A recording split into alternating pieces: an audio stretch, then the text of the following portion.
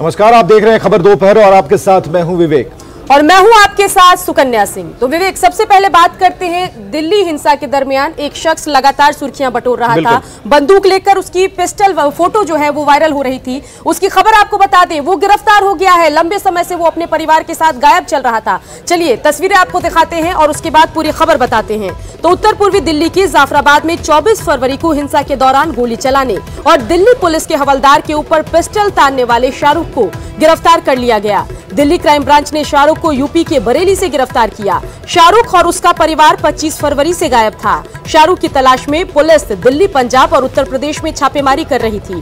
दिल्ली हिंसा के दौरान 24 फरवरी को जाफराबाद इलाके में शाहरुख ने 8 राउंड फायरिंग की थी। साथ ही उसने हेड कांस्टेबल दीपक दहिया पर पिस्टल तानी थी। फायरिंग की घटना के बाद से वो अपने परिवार के साथ फरार था। दिल्ली पुलिस की क्राइम ब्रांच की टीम उसकी तलाश में जुटी थी और सूचना के आधार पर पुलिस ने शाहरुख को बरेली से गिरफ्तार किया।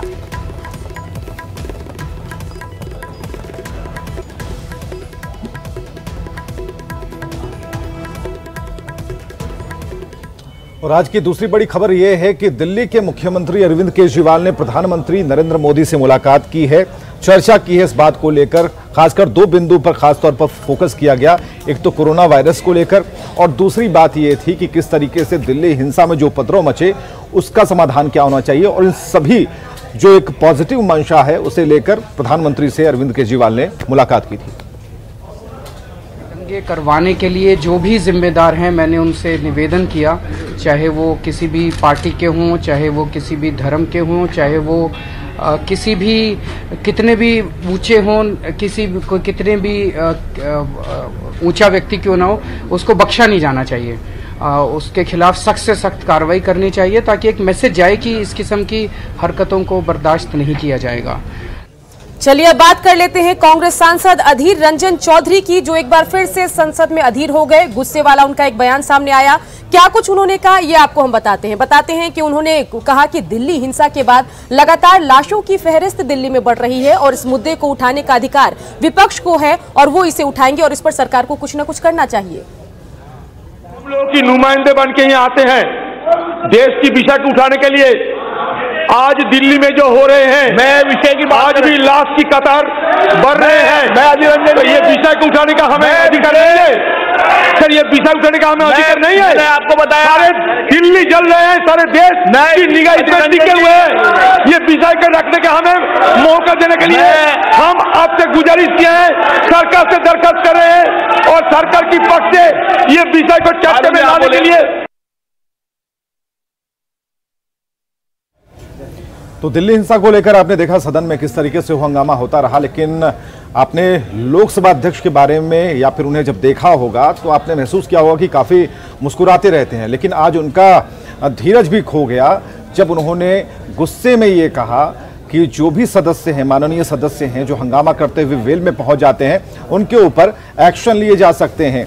और बहुत बड़ी बात थी और सबसे अहम बात ये कि जल्द से जल्द आप लोग शांत होने की कोशिश जरूर करें, ये अपील उन्होंने की है। लोगों ने तय किया था कि प्रश्नकाल एक महत्वपूर्ण काल है, जब कभी विषय होंगे तो हम प्रश्नकाल के बाद विषय को उठाएंगे। आज सर्वदलीय बैठक के अंदर भी हमने 2 बातों का आपस में चर्चा की है। नंबर 1, सदन के अंदर कोई भी, चाहे तेजी बेंच हो चाहे प्रतिपक्ष का बेंच हो, कोई भी मान्य सदस्य इधर से उधर क्रॉस कर कर किसी की सीट पर नहीं जाएगा। और अगर जाएगा, सुन लीजिए, जाएगा तो मैं आसन से व्यवस्था दे रहा हूं, उसको पूरे सत्र के लिए, चलते सत्र के लिए निलंबित करूंगा। 9, सदन को इसी तरीके से चलेगा। तो आपने सदन की तस्वीरें देखी। पहले जो है अधीर रंजन ने अपना धीरज खो दिया और उसके बाद स्पीकर ने क्या कुछ कहा वो भी आपने सुना। लेकिन इन सब के बीच बीजेपी संसदीय बोर्ड की बैठक हुई जिसमें प्रधानमंत्री ने विपक्ष पर निशाना साधा और खासतौर पर पीएम के निशाने पर कांग्रेस रही। इस दरमियान उन्होंने कई बातें कही। उन्होंने कहा कि भारत माता की जय को लेकर भी लगातार सियासत हो रही है, इस पर नहीं होनी चाहिए। साथ ही उन्होंने कहा कि जो दल का हित है वो पीछे होना चाहिए और देश हित सर्वोपरि हर पार्टी के लिए होना चाहिए। जैसे तब वंदे मातरम इशू बनाया गया था, आज के दिन में भारत माता की जय भी एक इशू बनाने का कोशिश चल रहा है। प्रधानमंत्री इसके लिए चिंता व्यक्त की और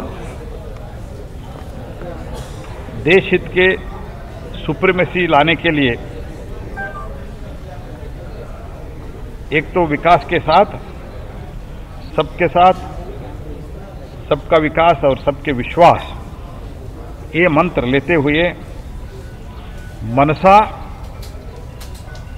वचसा कर्मणा, ये 3 सिद्धांतों के साथ हमको चलना है।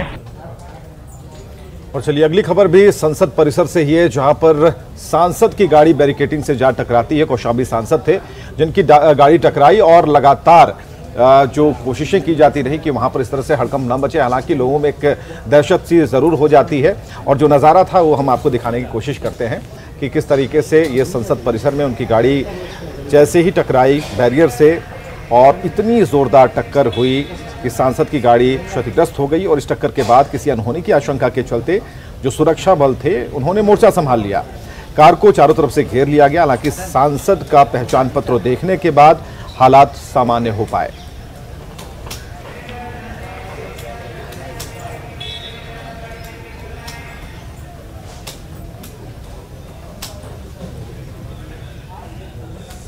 तो विवेक, प्रधानमंत्री ने एक ट्वीट किया था कि वो सोशल मीडिया 8 मार्च को छोड़ देंगे और उसके बाद लगातार खबर थी कि सोशल मीडिया पर इतना एक्टिव रहने वाले प्रधानमंत्री क्या सोशल मीडिया छोड़ देंगे। लेकिन इन सब के बीच इस बारे में पीएम ने ट्वीट करके खुद ही सफाई दे दी और साफ कर दिया कि फिलहाल वो सोशल मीडिया नहीं छोड़ने वाले हैं और 8 मार्च को उनका सोशल मीडिया अकाउंट उन महिलाओं को समर्पित रहेगा जिन्होंने उनके साथ साथ समाज को भी प्रेरित किया है। बता दें कि 8 मार्च को महिला दिवस है और उस दिन पीएम ने अपना सोशल मीडिया अकाउंट जो है वो उन महिलाओं को समर्पित करने का ऐलान किया है जिन्होंने उनको प्रेरित किया है, साथ ही उनके साथ ही समाज को भी प्रेरित करने का काम किया है।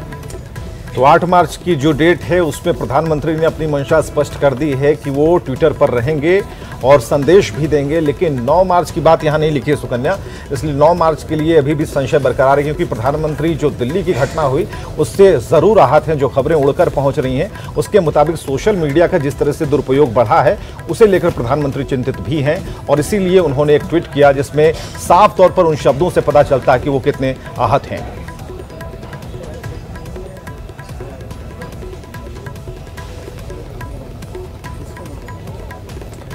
चलिए, कोरोना की भारत में एंट्री हो गई है। बराबर ये सवाल पूछे जा रहे हैं, क्या सही में कोरोना की एंट्री हो गई है? डॉक्टर्स कह रहे हैं कि अभी तक ऐसे लक्षण पाए जा रहे हैं, लेकिन उनकी कोशिश है कि कोरोना से निजात दिलाई जा सके।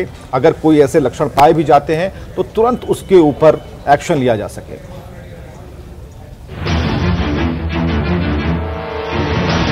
आज दुनिया में दहशत का दूसरा नाम कोरोना वायरस बन चुका है। चीन के वुहान शहर में पैदा हुए इस वायरस ने भारत में भी एंट्री ले ही ली है। पहला केस देश की राजधानी दिल्ली और दूसरा तेलंगाना में पाया गया है।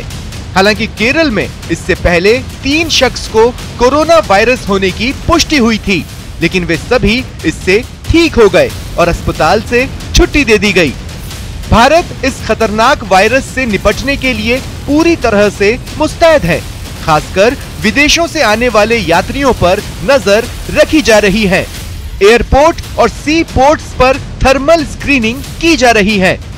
सवाल है कि आखिर कोरोना वायरस कैसे फैलता है और इसके क्या क्या लक्षण हैं और बचाव के तरीके क्या है जिसके जरिए इससे बचा जा सकता है। अगर किसी व्यक्ति का सिर दर्द कर रहा हो, सांस लेने में तकलीफ हो रही हो, बार बार खांसी आ रही हो, शरीर में बुखार जैसे लक्षण और थकान महसूस हो, इसके साथ मांसपेशियों में दर्द का एहसास हो, तो यह कोरोना वायरस के संक्रमण का लक्षण है। जहां तक इसके बचाव का सवाल है तो हाथों को बार बार साबुन और पानी से धोना चाहिए। बिना हाथ धोए आंख, कान, मुंह को नहीं छूना चाहिए। खांसते छींकते वक्त डिस्पोजेबल टिश्यू का इस्तेमाल करना बेहतर है। कोशिश की जाए कि बीमार लोगों से दूर रहा जाए। अगर यह सावधानियां बरती जाए तो कोरोना वायरस से बचा जा सकता है।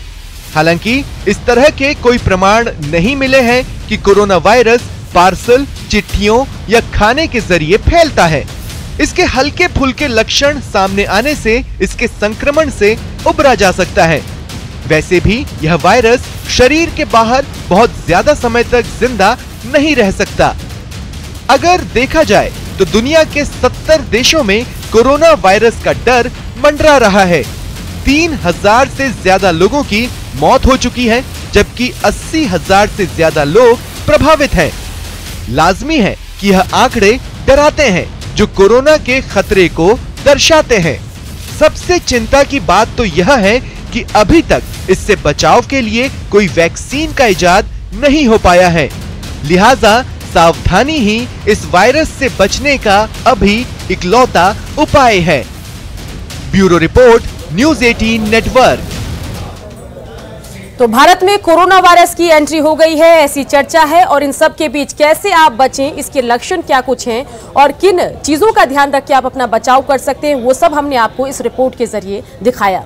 चलिए, कोरोना से आप बच सकते हैं जैसा कि सुकन्या बता रही थी, लेकिन आप गोपालगंज के अस्पताल में अगर आप भर्ती होते हैं तो वहां पर सदर अस्पताल में तो आप वहां बच नहीं सकते। वो इसलिए कि अगर आप किसी गंभीर बीमारी से या फिर एक्सीडेंटल वहां पहुंचते हैं, दुर्घटना के शिकार होकर, तो वहां आपको टॉर्च की रोशनी में इलाज करवाना होगा। और ये मजबूरी इसलिए है कि वहां जनरेटर है लेकिन चलाने वाला कोई नहीं है। सिविल सर्जन अपनी दलील देते हैं और सबसे खास बात यह है कि स्वास्थ्य मंत्री प्रभारी मंत्री भी हैं और उनके हाथ में पूरा ये गोपालगंज का इलाका भी है उसकी देखरेख करने का, और खुद स्वास्थ्य मंत्री हैं। तो ऐसे में आप अंदाजा लगा सकते हैं कि चिकित्सा व्यवस्था का क्या हाल है।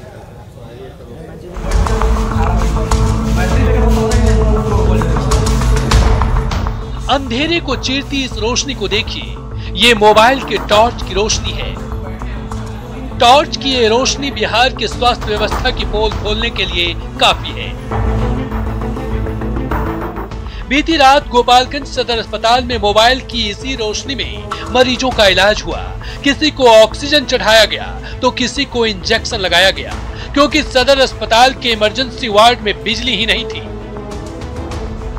मोबाइल से लाइट ज्यादा कैसे दिया जा रहा है। अभी एनडीआर साहब आए थे, उनसे बोला गया तो बोले 2 मिनट में लाइट आ जाएगा। अभी को आके चले गए, अभी तक नहीं आया। 1 घंटे 45 मिनट हो गया लाइट को कटे हुए।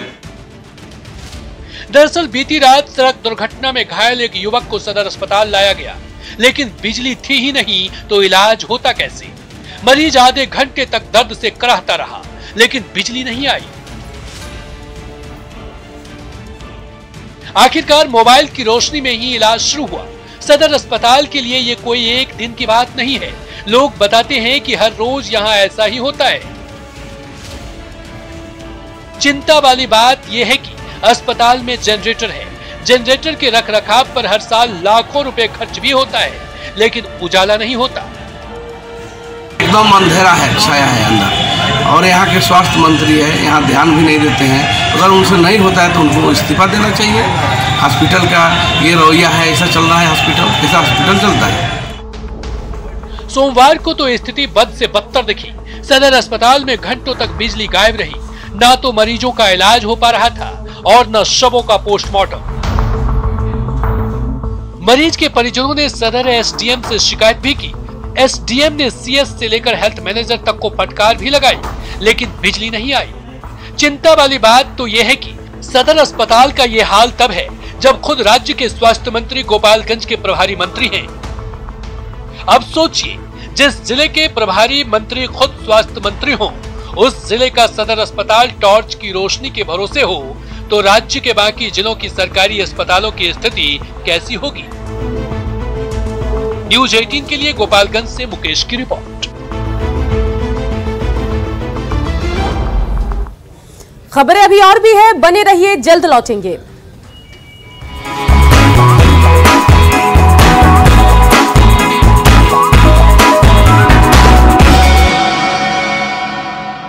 इस न्यूज हेडलाइंस के प्रायोजक सच्ची सहेली, महिलाओं के लिए सबसे भरोसेमंद औषधि एवं टॉनिक।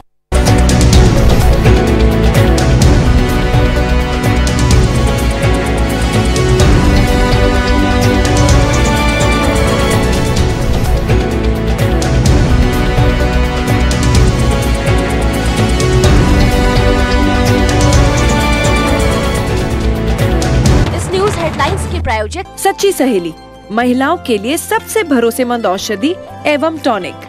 सदियों से सबसे आगे Balmukund super TMT, Balmukund super. For viewers, India's largest news network, News 18 Network.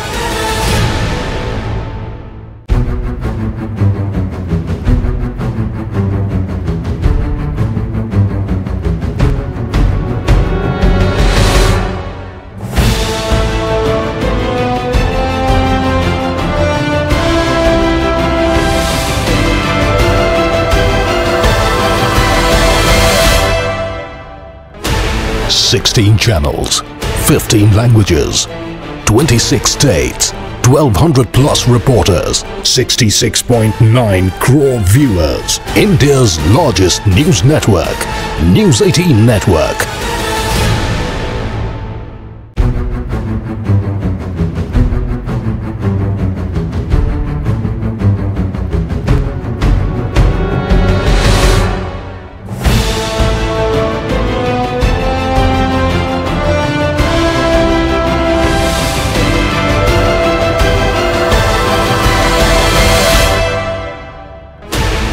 Sixteen channels, 15 languages, 26 states, 1200 plus reporters, 66.9 crore viewers. India's largest news network, News 18 Network.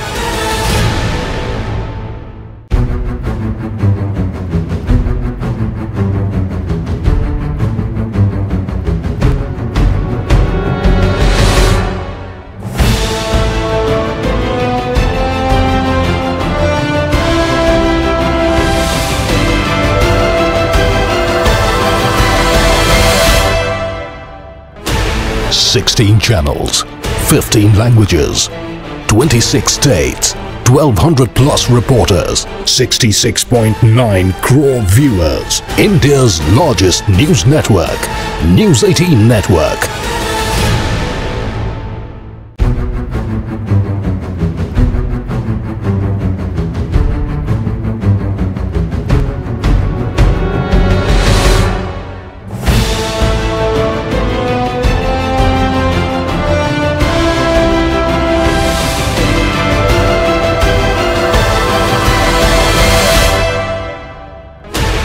Sixteen channels, 15 languages, 26 states, 1200 plus reporters, 66.9 crore viewers. India's largest news network, News 18 Network.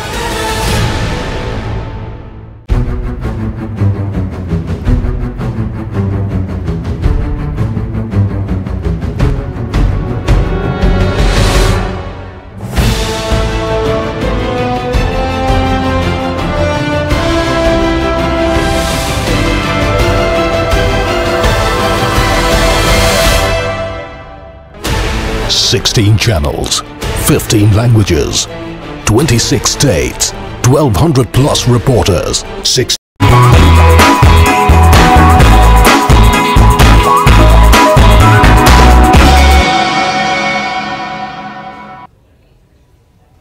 Lalu के लाल तेज प्रताप और America की राष्ट्रपति Donald Trump की बेटी Ivanka Trump की तस्वीर social media में viral है। आखिर क्यों, आप खुद देखिए।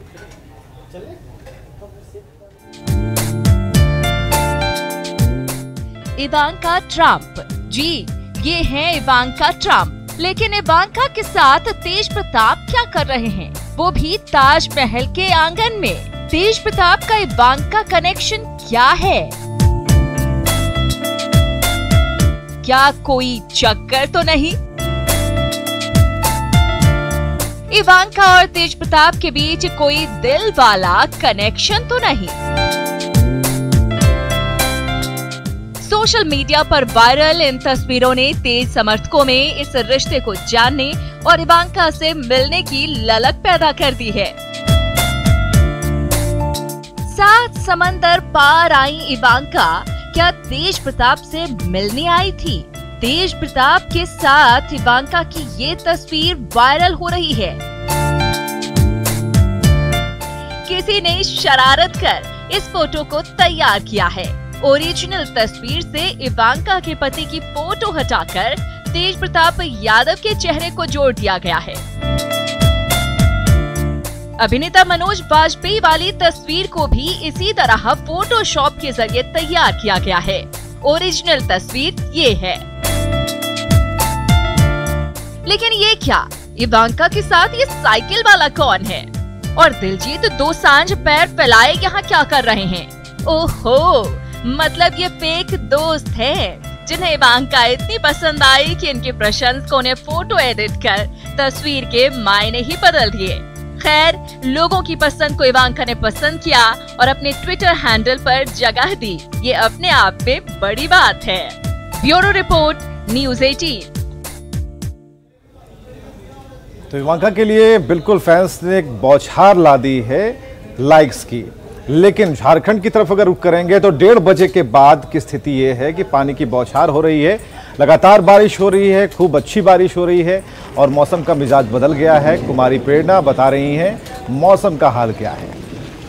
रांची के मौसम ने अचानक से करवट बदल ली है। आप देख सकते हैं कि थोड़ी ही देर पहले जब मौसम सुहाना था, अभी अचानक से बारिश हो गई है, बारिश शुरू हो गई है। और मौसम विभाग की तरफ से ये चेतावनी जारी की गई थी कि रांची के साथ ही साथ लोहरदगा और अन्य डिस्ट्रिक्ट में, जिसमें कि लोहरदगा के साथ साथ लातेहार, गढ़वा के जिले में लगातार 2 घंटे में तेज रफ्तार से हवा का झोंका चलने और वज्रपात की चेतावनी दी गई थी मौसम विभाग की तरफ से। ऐसे में देख सकते हैं कि जो चेतावनी दी गई थी मौसम विभाग से वो सही होती नजर आ रही है। यानी कि हमारे चारों तरफ आपको नजर आ रहा होगा कि बारिश तो हो ही रही है, साथ ही साथ बिजली की आवाज भी साफ सुनाई दे रही है।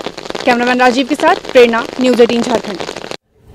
तो बिल्कुल रांची में मौसम का मिजाज बदल गया है। आप भी इस मौसम का मजा लीजिए और इसी के साथ इस बुलेटिन में इतना ही। बने रहिए न्यूज़ 18 बिहार झारखंड के साथ।